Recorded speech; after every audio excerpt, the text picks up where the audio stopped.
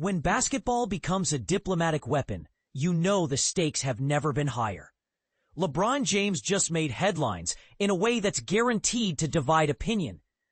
The Lakers superstar penned a controversial op-ed in China's most powerful state-controlled newspaper, essentially positioning himself as an unofficial ambassador between two superpowers on the brink of economic warfare. But here's where it gets controversial. This isn't just about sports anymore. Writing for Monday's People's Daily, the Communist Party's official mouthpiece, the 40-year-old basketball icon declared that basketball transcends being merely a sport. It serves as a connecting bridge between our nations. The timing?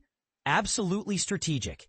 James was physically present in China, preparing for next month's highly anticipated NBA preseason matchups in Macao, where the Phoenix Suns will clash with the Brooklyn Nets on October 10th and 12th. What makes this move particularly fascinating and potentially explosive is the broader geopolitical chess game unfolding simultaneously. President Donald Trump has been wielding the threat of crushing tariffs against China like a sword, while Chinese leadership has promised swift retaliation with their own punitive trade measures. Trump recently announced a 90-day delay on these tariffs, creating a narrow window for diplomatic negotiations that could potentially culminate in a historic summit between himself and Chinese President Xi Jinping before year's end. And this is the part most people miss. LeBron's op-ed isn't happening in a vacuum. The South China Morning Post, based in Hong Kong, highlighted just how unprecedented this move really is. Foreign athletes, especially American ones, rarely get featured with bylines in the People's Daily. Typically, international sports figures connect with Chinese audiences through social media platforms, rather than official state publications. This makes James's decision to write directly for the Communist Party's primary communication channel particularly noteworthy, and potentially problematic for some American audiences. As LeBron enters his remarkable 23rd NBA season, he expressed genuine amazement at his reception throughout China. Speaking to Xinhua, China's official news agency, during his Chengdu visit, he reflected, "The experience of traveling so far from home and receiving such incredible reception and love has been incredibly humbling.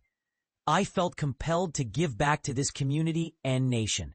But here's the elephant in the room that everyone's dancing around. The NBA is desperately attempting to resurrect its reputation in Greater China, where basketball enthusiasm runs deep, but recent history created massive wounds.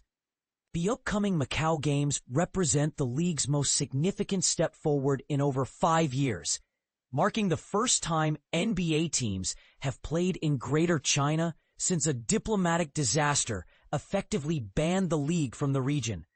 The catalyst? Former Houston Rockets general manager Daryl Morey's 2019 tweet supporting Hong Kong's anti-government protesters, a social media post that created international shockwaves. The controversy erupted while the Brooklyn Nets and Lakers were actually touring China, creating an impossibly awkward situation. Morey, now serving as general manager for the Philadelphia 76ers, had his tweet deleted. But the damage was irreversible. NBA Commissioner Adam Silver's refusal to punish Morey for exercising free speech resulted in Chinese broadcasters blacklisting NBA games for an entire year. Regular game broadcasts only resumed in 2022. After years of careful diplomatic repair work, the league has been methodically rebuilding bridges since then. Golden State Warriors superstar Stephen Curry and San Antonio's De'Aaron Fox generated massive crowds during their visit last year, with Curry returning just last month to continued fanfare. These carefully orchestrated appearances demonstrate the NBA's commitment to reestablishing its Chinese market presence, a market worth hundreds of millions of dollars in revenue. Yet questions remain about whether this reconciliation comes at the cost of American values and free speech principles. LeBron's decision to write for Chinese state media while his own country faces potential trade warfare with China raises uncomfortable questions about athlete activism, corporate interests, and geopolitical loyalty. So here's what I want to know. Is LeBron James a brilliant diplomatic bridge builder helping ease tensions between superpowers? Or is he crossing a line by legitimizing authoritarian media while American-Chinese relations remain strained? Should athletes use their platforms to influence international relations, especially when it involves writing for state-controlled propaganda outlets?